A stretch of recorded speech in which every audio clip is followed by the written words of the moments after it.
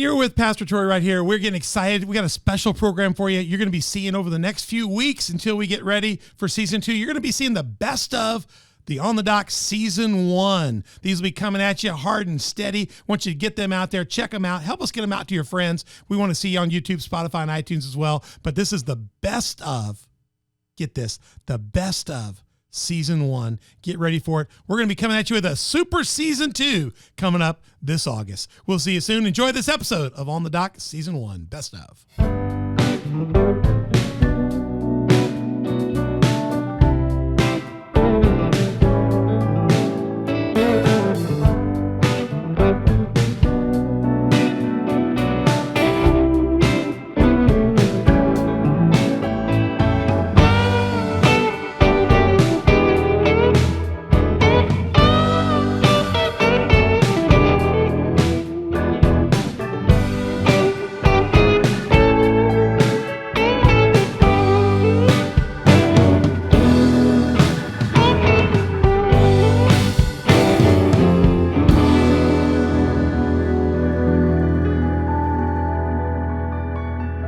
You're on the Dock with Pastor Troy here. We're back in the studio. We've got our first guest show going on right now. We're in part 2 of that. We're so glad to have you. And On the Dock is all about having conversations to propel your faith out of the shallows and into the deep. That's what we're about here. We've got some good friends around the table, and we're going to do that today. We're going to give you some coaching, some encouraging, some things to support you, and let's just have a good time today and then get out there and explode on the things of God. Let me just tell you how to find us. Always, you can find us at YouTube. That's our main platform. You can find us at On the Dock with Pastor Troy. We're also available through iTunes and Spotify. You can also find us at other persons called like Google Podcasts, Facebook, Roku. We're on a Roku. We got our own channel there. Just look up Sermonette and download On the Dock with Pastor Troy, and Rumble, the new partner out there, Rumble and Sermonette. You can find us archived on both Sermonette and YouTube, and you find our releases coming out on Tuesdays and Thursdays starting August the 3rd and going on. And you can chat with us on our different social media sites. They're Facebook, Instagram, Twitter, and Telegram. Reach out to us.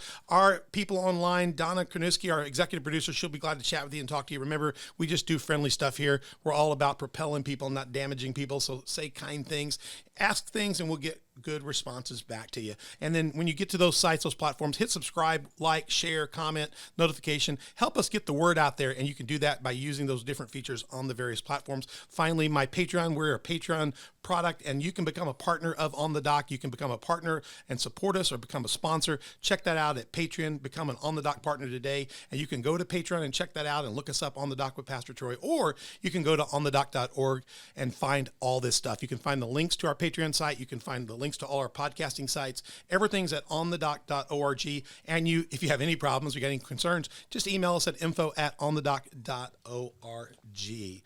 We're going to have this great show today. This show is our first in a series of guest shows, and we're talking about Pastor Troy's Mentor series. The Lord put on my heart, guys, when I did this. We did 5 episodes with our On the Dock team, with Beth as my co-anchor, Mother Beth, and we got Ben Ottolini. He's our worship pastor. He's helping co-host, as well as Donna Kranuski, our producer. And we got our executive director over here in the studio today is Lucas Winkler. He runs everything, makes it happen. We did our first 5 podcasts called The Foundations of Truth, just laying out truth. And then I really wanted to have my first guests be the people that got me here. And around this table are the people that have influenced me probably more than anybody. I mean, you guys, I feel like the things I do today when I go with a piece of you. It may be good on your mind or bad on your mind, but there's honestly, man, he really messed up. That's embarrassing. But I really, when I go out, I just go out and try to honor the things that you guys have put in me. And to me, to launch this new ministry and try to help other people get out, I can't imagine not bringing in the people that got me at this point to help them be a part of that experience. And so that's why we're here. We've already done the first show in this, and we've had Fred in here talking about those amazing things of quiet time and building that foundation of daily devotion, and kind of what drove him into putting the gospel in the hands of faithful men. And so we're in the studio right now. I want to introduce our guest today. I got their beautiful mugs here. We got with us the Reverend Fred Bishop with No Greater Love Ministries. To his right is his son and the pastor at Christ Church. I almost got that wrong. Christ Church, Reverend Shane Bishop. And to my right, my good friend and maybe my co-host this afternoon, you can be my co-host, is Roger Roger Lipe here with Coaches of Nations. So Roger and them will be part of our team today, and they're going to be a big help to us here as we go. Now, I'm going to start this off, you guys. I'm going to throw a picture up here, and it's going to be a test, and I want you to make your first comments about this. And Shane, we always work right around to the left, but we're going to exclude your dad because he had comment already, so we work in a circle. So here's the first picture. I want your responses on these pictures right here. It's old school, vintage, no greater to love photos. No greater love photos. Tell me what you see in those pictures, people you see. What does it say to you? I think the first thing that stands out for me is that we have the Haas Cartwright foam hats.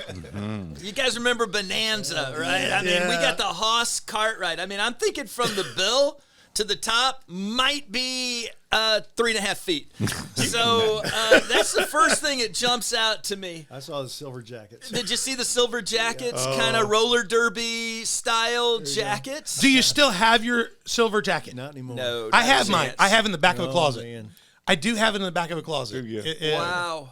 Yeah, Wow. I figure the thing about it was I think SI Bowl here, they used to have a similar jacket, so you had to be careful wearing it right here. Exactly. They think you were a bartender here. Cuckoos. Cuckoos, that's right, that's right. Yeah, what else? What's something else you see in that picture, Roger? What else jumps out to you in that incredible vintage picture? I looked at several of those guys are gone now. Yes. It was one of the things I thought, I was like, oh, man, I miss that guy. Now, tell me, there's a half face to the left. It's less than a half face. Can you identify the guy with 1/3 face? That's Bill Finney. Bill Finney. Yeah. There you go. Exactly. Bill Finney is the man who taught me to drive a bus. No way. I have my license. He was good. He laid hands on me and got me through my first time driving the bus and was a real mentor for me. Of course, I'm kind of remembering some of those early times you drove the bus. I'm thinking it wasn't a full power exchange. that is probably a very, very fair thing. The other thing, I'm wondering, why did I not rate a jacket? I mean, I don't have a jacket on. Maybe because the double pop-up collar.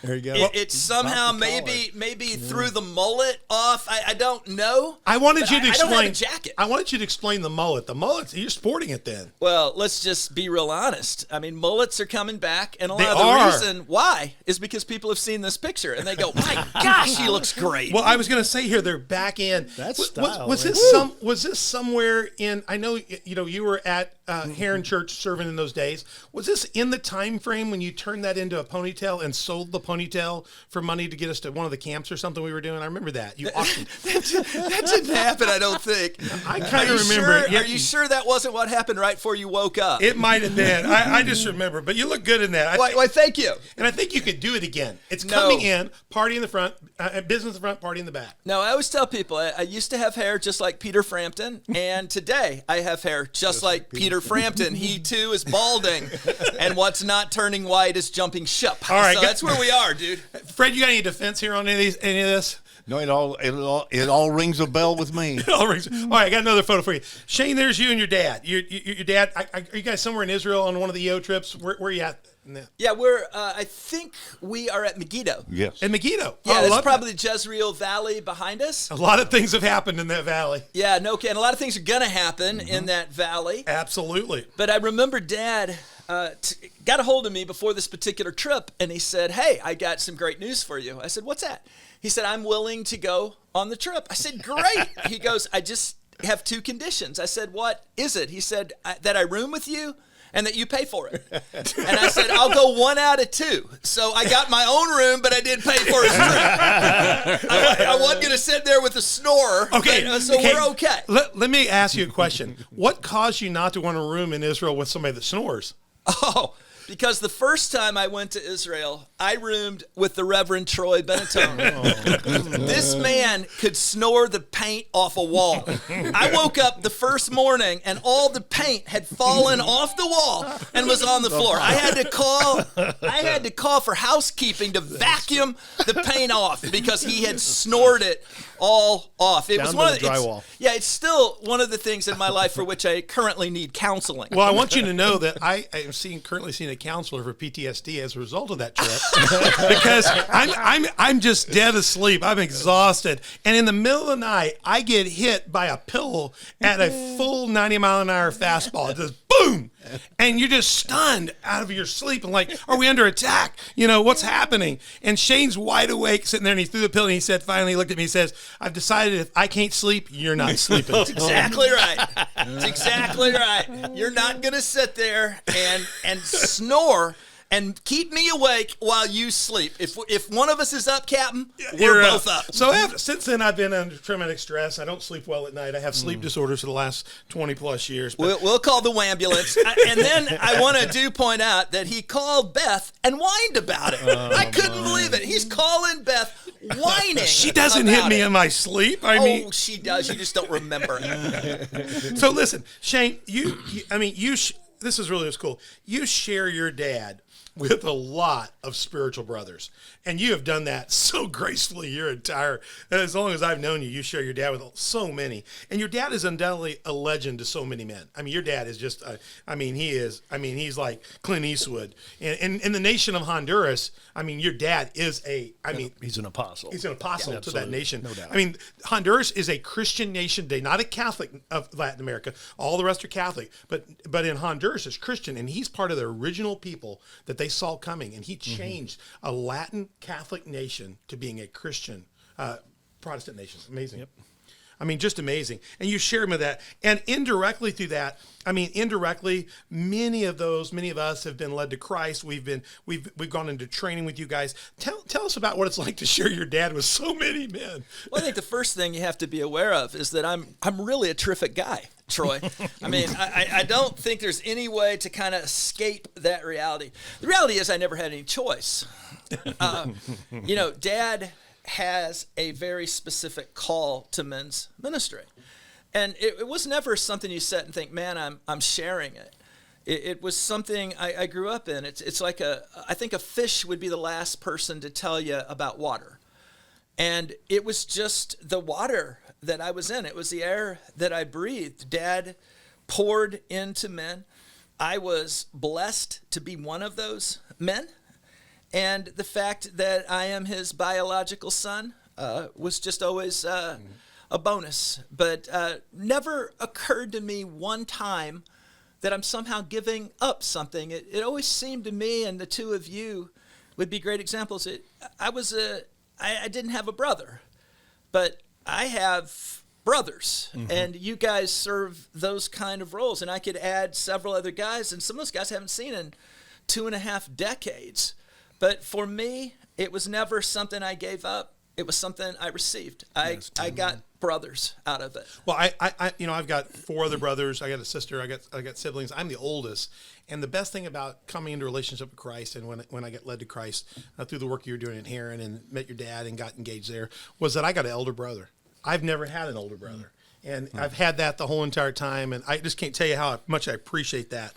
And Roger's been a part of that. I met Roger very early on in the process, and Roger and I were coaches of nations, and that's an exciting ministry. You've been with FCA for 27 years, and now in a new generation of ministry. You have put the gospel in the hand of so many people as well. Yeah, it's just amazing the kind of people I've gotten a chance to grow up around. And normally I had brothers under me, but to have brothers above me and to be with me, and we've been working in ministry all these years together, and everybody's a phone call away, and I do appreciate you guys coming in and being here today and giving up a little bit of time here. I was thinking yesterday on Father's Day at Community Faith, I was, I thank the Lord for my father, my dad. My dad is a little weak on that part, but the one thing I could give thanks yesterday for were many, many men that put in my life. But the biggest thing I did yesterday was give thanks for my spiritual father and Fred. Nobody has meant more to me and shaped my life more than your dad has. And to have you as a brother has made it so rich for me to have that experience. And that's just been a powerful thing, especially for me. And then what's funny is last night we went out to eat with my kids, and we were at Buffalo Wild Wings, and you realize that you kind of you pick up things, and you're saying the generosity of sharing. And I didn't even think about this. And Josh was praying for us last night, and he said, and he was praying. We was talking about all the people that had written us starting 12 hours before the day started. All the Thais started saying Happy Father's Day to me, the Thai pastors, hundreds of people. Then all the Liberians started in 6 hours before that. And they put Josh in the loop. So Josh was getting alerts and we all through the hours of all of the spiritual children across Africa and Liberia that were chiming in and telling me Happy Father's Day and calling all day. He said before we even started church, I'd already had hundreds of messages and stuff. Awesome. And he was just giving thanks to that. And I was thinking about the fact that Josh was really thankful for that. So I it's amazing the grandchildren that you guys and the nieces and nephews that you guys have are just amazing. You know what's so weird is I still think of myself as not an old dude. You know, I do. I remember I was at this meeting a decade ago, and it was kind of like throw out the bums, throw out the bums, throw out the bums, and I kind of got, let's throw the bums out. And then it occurred to me, I'm the bum, and you know, you get older and it sneaks up on you. But I think what reminds you of the good part of that is there is an exponential nature to being in a family. I mean, you look at what Dad has accomplished in his life, it is X. But if you look at the lives that he's poured into, now all of a sudden we start getting kingdom compound interest. Somebody that's an apostle like you are, Troy, who's literally made some worldwide impact in ways that would just be unimaginable to regular people. When I look at the impact Raj has had on sport, and you think of all the dozens of ministries that have popped up, I think that gets to what you're talking about. There is an exponential nature. It's sort of like this huge calm lake and dropping a meteor in the middle of it. The meteor is Fred Bishop. The wake that has gone in every direction. That's been our inheritance. Oh, wow. That's a good way to look at that. All right, Roger, I want to challenge you. Roger, how about this picture here up here? We got you sitting next to Fred, keeping things in order up there, probably doing the introduction or laying out some groundworks there. I mean, you've been Fred's been a spiritual mentor and a coach to you. I know that. For sure.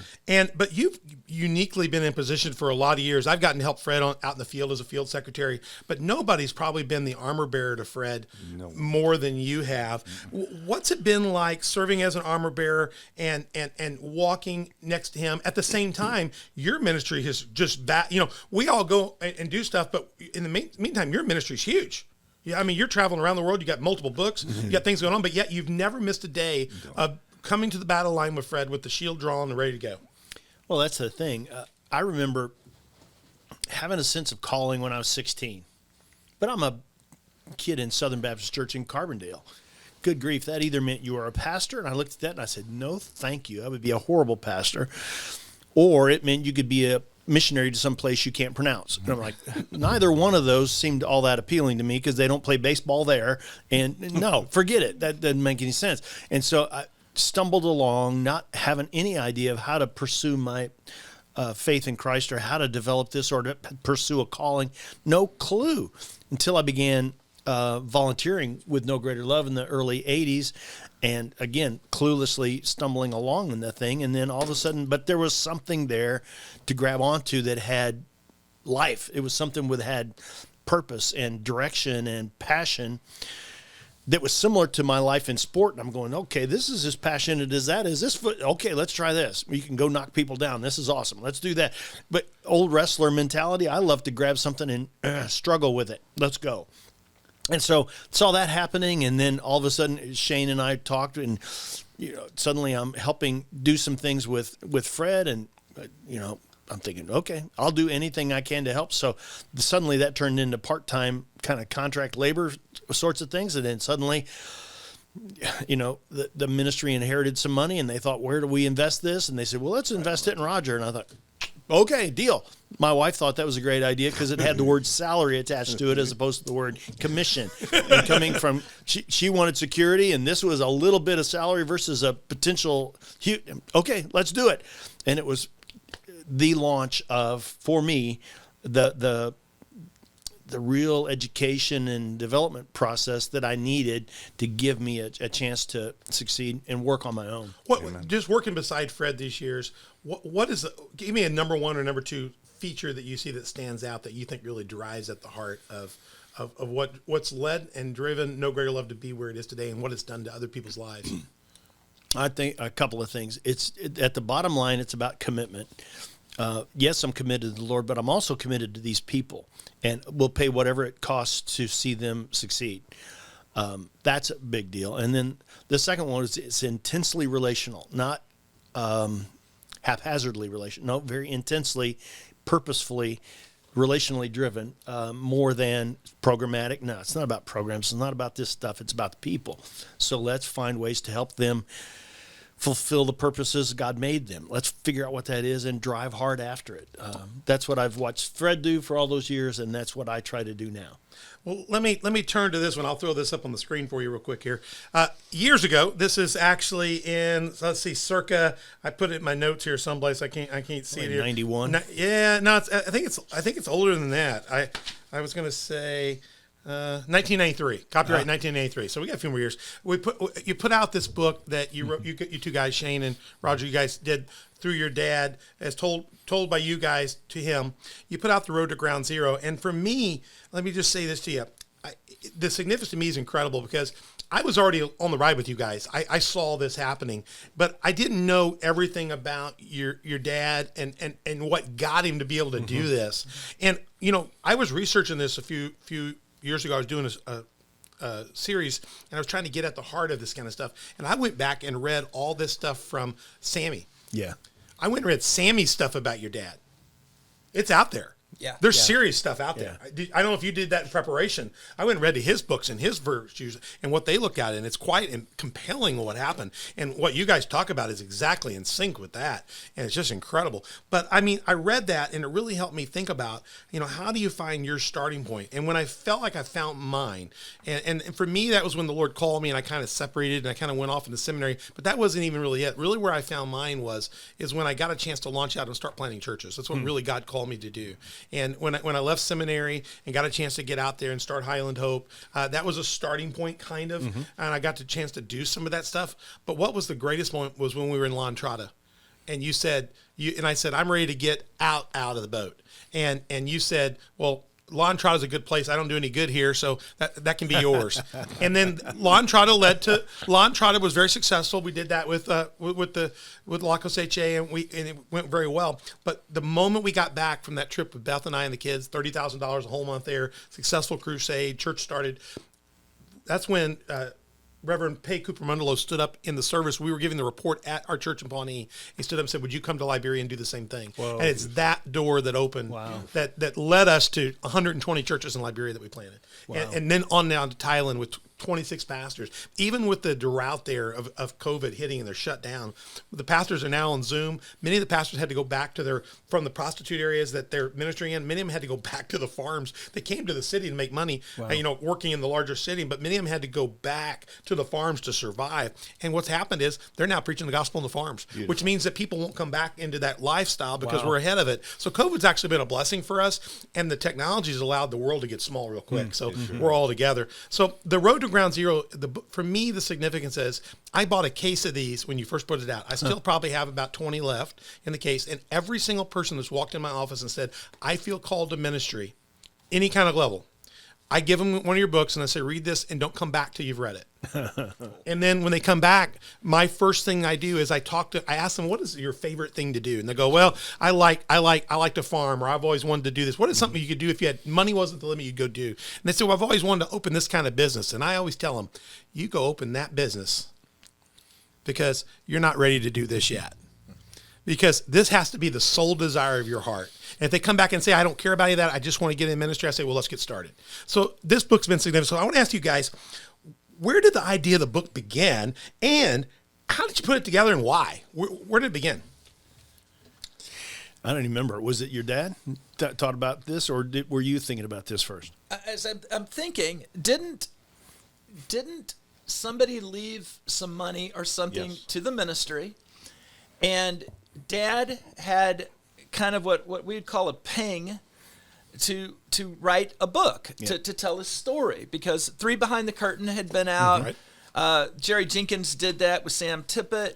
But Dad really hadn't got to tell his story from his point of view. And let me say this: when you read, understand who's Jerry Jenkins as an author. Yeah. Somebody, what's he known for most famously? All those Left Behind. The Left Behind series. When I read that, I thought he's writing about my spiritual father. Yeah. This is the Left Behind guy. I'm thinking, gee whiz. I mean, you guys took on Jerry Jenkins. I love that. Yeah, way good. It's amazing how such things happen. Yeah. What was interesting to me is when Freedom Bible Fellowship shut down, Yep. and they gave us the building, Troy took me over and said to this counselor, this financial guy, and said, "Oh, you do this, you can make this much money." Went back home, and the Lord spoke to me.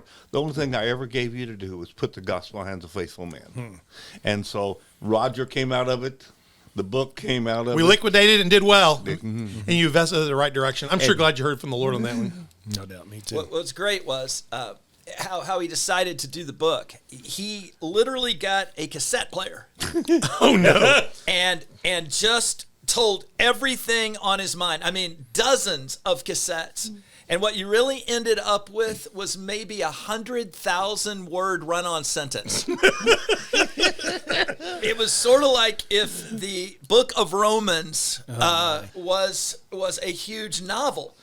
And so we got that, and let's turn that into a book. And we thought, oh my. And then I believe I had a cousin who was a teacher at DuQuoin. Right, Dad? Yeah, that's right. And Cindy, she transcribed. had people transcribe it. And then Dad kind of flipped it to Roger and I, who back with the old Apple Works. Exactly. Yeah. Back with the was old Apple Apple. IIe. Yeah. We started I was in seminary in Atlanta. Raj was here. And we just began shaping the manuscript, passing it back and forth.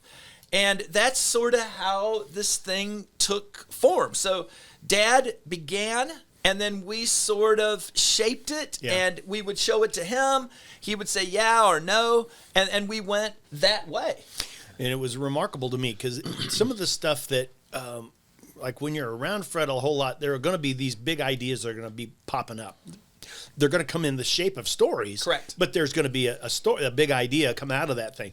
And I remember the conversation we had where we said, you know what, there's one thing to do where you can either start the chapter with, here's the big idea, and then tell stories to illustrate it. Or we did it the other way around. We said, let's tell the stories and let the big ideas emerge from the stories. Beautiful. And that's how we wound up summarizing the big idea came out of that story. And so, boom, there it comes. And but I remember it was like a bit of a breakthrough that I thought, how do we give this some shape to where it's actually going somewhere? And that was part of what did it, I think. And I think it would be fair to say the book is Holy Spirit inspired, because me and Roger had no idea what we were doing. Not a clue. And we accidentally helped form a pretty good book. I read the thing a while back. It a holds good up well. book. It doesn't date itself. No. I mean, Remarkable. through the power of God, Roger Lipe and Shane Bishop accidentally put together something great. But at the end of the day, it was Dad's story. Yeah. It was from his point of view. And it was all about how a regular person can get started in a life of significance and find that ground zero. And we thought that was really compelling. Oh man, it's every person I've made read it to go into ministry and to come back and have that discussion. Are you sure you're ready to chop up your oxen and your plow? Yeah. And are you ready to sacrifice that on the altar? And if they're not ready, I send them out. That's good. I will not invest in somebody that's not willing to say this is all I can do, because ministry is tough. I remember my pastor when I was 16, because I had talked with him about having this sense of calling. He said, look, if you can do anything else in the world, do that. But if you're still compelled, then pursue this. But he said, if you can do anything else, do it. But if the Lord's on it that strongly, you won't be able to stop. I've had a couple people I've run off when they didn't give me the answer, and then about a year later they've come back and said, I tried that, it didn't do it for me, I've got to do this. Well, I think you're ready to get started. That's good. So I do think it's compelling. It would be interesting, I'll save this for maybe the roundtable later, but it would be interesting to see The Road Since Ground Zero come out as a sequel to this. Mercy. You know, Jenkins did sequels, he did a lot of them, but it would be interesting to see what that looks like now, because he hit that ground zero, and out of that ground zero, I could take you, I believe God, by the grace of God, will be up in the northern part of Thailand with full churches in the next 2 years. We'd already be there, I think, if it weren't for COVID. But I do think what's better is we've got our own people up there already doing the work. So as soon as we can go in, there's a crusade, we'll do it. It'll be beautiful. And we're just miles away from the Cambodia border, so we'll get over into Cambodia next. And so it would be interesting to see where that road is taken and how many have gone and what's happened as a result of that. Well, Roger becomes another Ground Zero story, because who right. would have thought Roger Lipe would end up publishing, and I've been counting, he's published 932 books. It's a lot of them. They're good. Who would have possibly thought that Roger Lipe would end up being such a prolific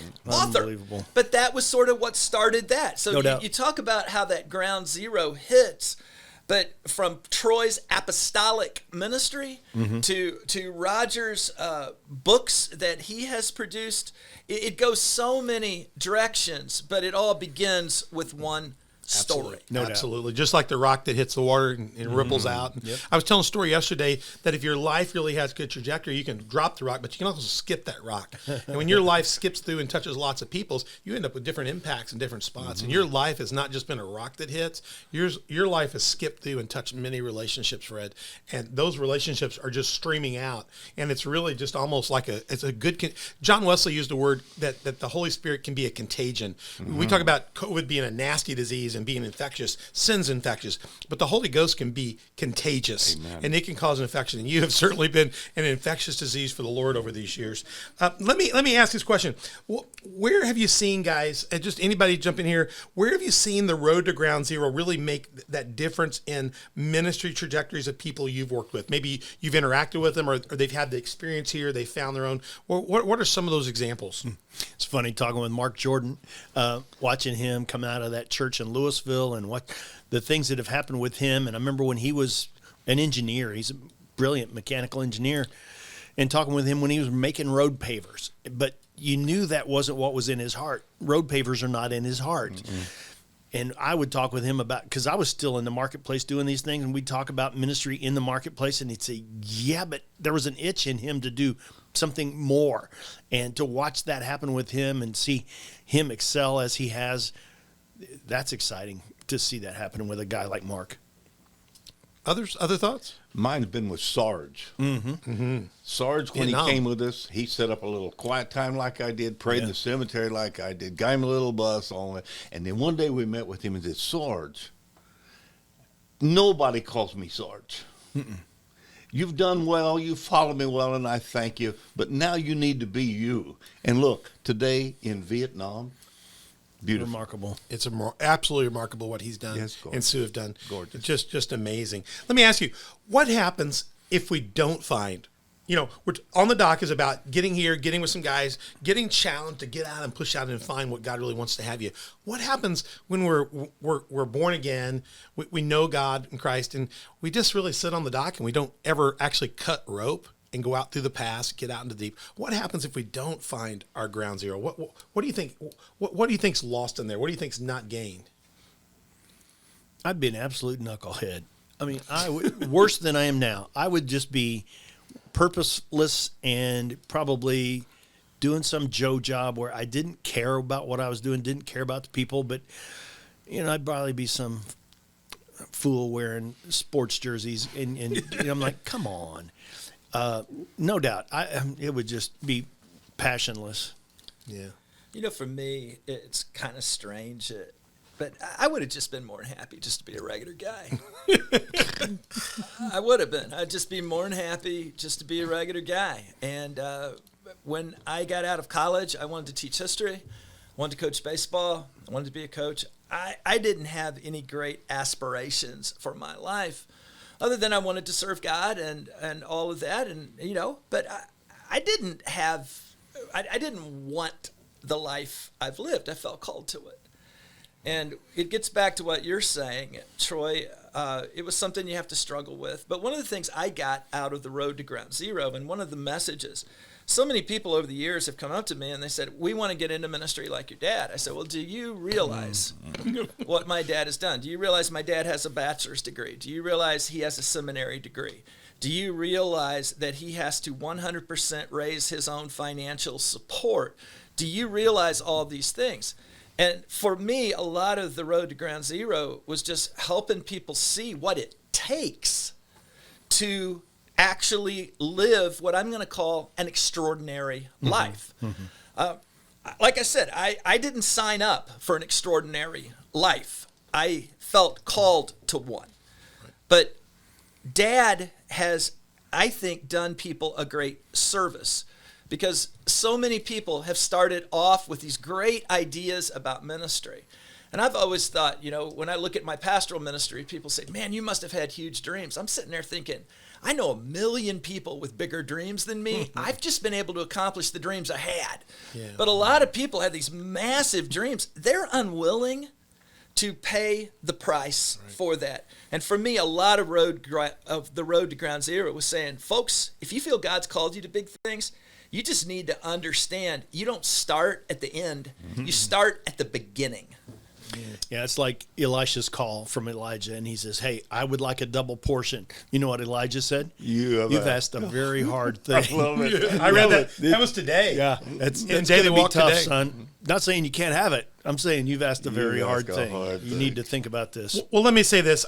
While your dad is inspired that, my faith came to pass because of your investment in me, Shane. Good. And that may come through your dad and his influence in that, but I left the doc because you invited me to leave the doc.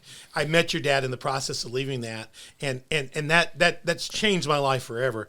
And there are people on the northern edge of Karat right now hearing the gospel from pastors that have been trained through what I learned through you and through your dad. And at some point in time, listen, when I went to Thailand, there's almost no Christian presence there. And we've got churches in the worst city, Pattaya, in the world, coming along and doing great things for God. And we've got pastors being trained there. And it's a place where the disciples didn't get to. They did not get Thailand. But the gospel's gotten there because of putting the gospel in the hands of faithful men. Beautiful. And it's gotten there today, really, because of you doing the thing you didn't necessarily want to do, but you felt called to do, and you felt called to do, Roger, and what you got called to do. Let me do this. We're going to wrap up this discussion, but we're going to come back and go much deeper in part 3. In part 3 on my mentor series, guys, we're going to come back and talk about key principles of Christian leadership, because NGL is a leadership training ministry. We're going to get into the heart of what we really do with that. And let me say this to you: No Greater Love Ministries is all about putting the gospel in the hands of faithful men. Fred's president and founder of NGL. Today, NGL is networking out into many other branches and stuff. You can learn more about that. You can email Fred. He may or may not answer. ngl1fred@gmail.com. And you can check out nogreaterlove.org, and they can help you get connected to one of their organizations doing work around the world today. And you can find out more about On the Dock at www.onthedock.org. You can email us at info@onthedock.org and get information about what we're doing and how you can be a part. And you can watch us always at YouTube. That's one of our main platform sites. iTunes and Spotify are also our main platforms. Please check those out. You can also go to Google Podcasts, Facebook, and watch us, Roku, Rumble, and Sermonette, and reach out to us. We'd love to hear from your chat on Facebook, Instagram, Telegram, or Twitter. We'd love to hear from you. And if you'll go to those sites, whichever site you want, go to all of them, hit subscribe, like, share, comment, notify, and share it with your friends. We want to get it out there. We want it to be a good contagion. We want you to hear the message of what we're putting out. We want to help people get off the dock and out into the deep. And you can go to Patreon and become a partner of On the Dock right now. And I want to give you another good option. Go to Patreon, find out how to support us and partner with us. And you can find that by going to my Patreon, or go to onthedock.org, and you can hit the link to get there. Finally, we always want to tell you that if you don't have a church home locally and you live in the Marion area, we'd love to have you at our host church. The host church for this show is Community Faith Church in Marion. We have Sunday church at 10 a.m., Wednesdays at 6:30. We would love to have you. We have a virtual campus as well. Guys, we have people on Sunday. I was looking at our virtual campus. They're watching us from Thailand, from Africa. They're watching us all over. We have one of our guys, our Hope Scholars from Liberia. He's been stuck in China for the last 3 years, Orthel, and he watches us every Sunday in China right now. And because Shane's at the table, we're not selfish here at all. We want to tell you, if you're in the metro region, if you're in the St. Louis metro area, Christ Church is a wonderful option for you. They are a church that's one church. They've got, what is it, Shane, 4 campuses now? Yeah, 4 campuses. You can check those out on the screen there. Go to mychristchurch.com. Find that out where they're meeting. They got campuses at Fairview Heights, in Collinsville, Maryville, Scott campus. Is it Scott Air Force Base, Shane? Outside of Scott Air Force Base, and Millstat. Check those out. They've got some great churches there. Check that out if you're in the region. We want you to get in a church someplace in your area that's preaching the gospel, and I can promise you at Christ Church, you'll get the gospel coming. And finally, we look forward to having you guys. Guys, thank you for being on the show today. I deeply appreciate it. We're going to be back in our next podcast. Thank you guys. Did a great job. Thank you so much. And we'll be back at On the Dock with podcast number 3 in this series. Hey, take care. We'll see you again